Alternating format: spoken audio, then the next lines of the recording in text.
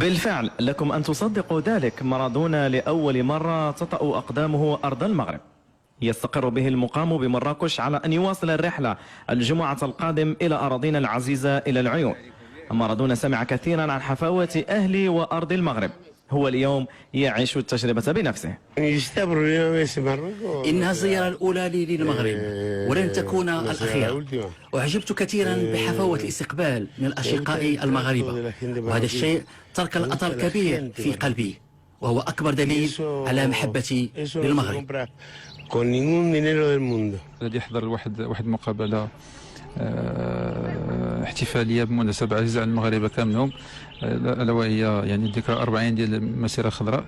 فيعني صراحه يعني هي فرحه رياضيه وفرحه ديال جميع المغاربه بهذه المناسبه. نجوم اخرون ينضمون لمارادونا، رضوان واللاعب الدولي لوكي بدورهما ابيا الا ان يشاركانا هذه الذكرى الغاليه. انا فرحان بزاف، غادي نكون فهمتي من جمله الناس اللي يعرضوهم لهذه المقابله هذه، واللي كتعني اكثر من غير مقابله، كتعني واحد الحاجه كبيره بالنسبه لنا في العالم كمغاربه. موعدنا يوم الجمعه بالعيون، نجوم العالم تجتمع بصحراء المغرب.